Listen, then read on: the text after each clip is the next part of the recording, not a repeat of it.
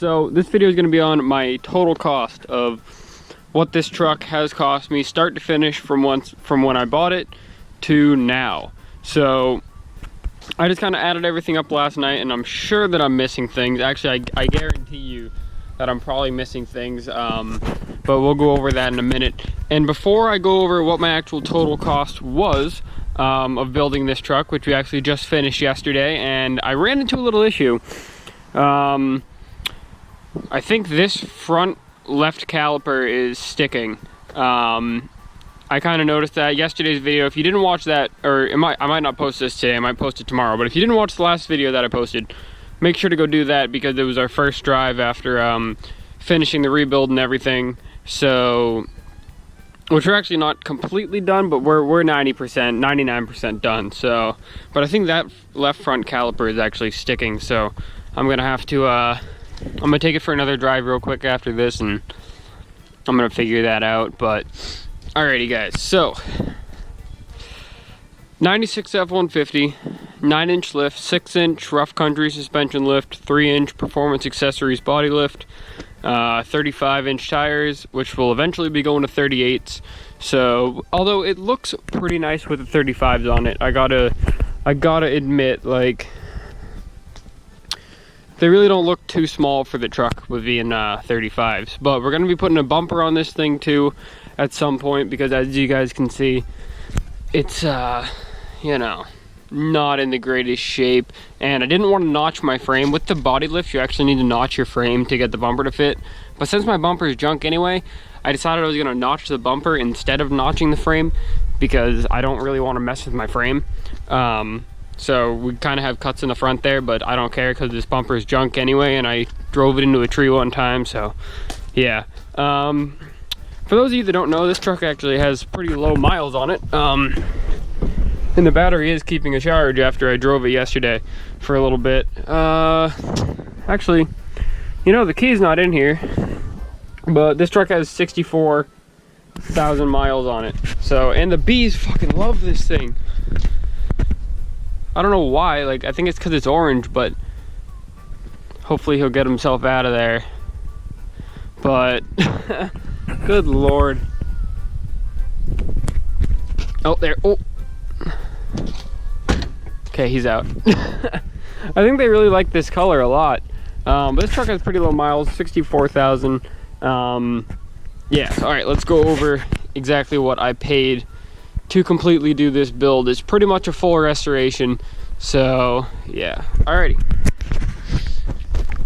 starting off with the beginning. Open up my notepad here. Okay, so the truck, I bought the truck for $2 grand about a couple years ago. Bought the truck for $2 grand. Then I had to put a transmission in it, which was $1,600. So let's just say that I paid $3,600 for the truck, because pretty much I paid $3,600 for the truck because I had to put a transmission in it right after. So I paid $3,600 for the truck, and then the lift was about $1 grand. Tires were $1,200. Materials and paint, including the patch panels, which this is actually bed liner. It's a bed liner paint job, but the patch panels that went around here, all of that included, comes out to about $1,000. It was about $850 for paint, for the bed liner, and for all of the undercoating and everything like that. So that was about $850 just for the bed liner is about $850, and then I'm estimating it would be about $1,000 for all of the other miscellaneous materials that we had to do to fix all of the rust and everything like that. So then the body lift was $150, bull bar and other miscellaneous accessories, which would include the light bar, the bull bar that I haven't put on yet, the shackles, the cab lights that I haven't put on yet, these side steps. So I'm honestly I'm probably missing stuff. I'm probably undershooting that number, but just miscellaneous accessories and the bull bar and everything like that is probably going to come out to $500.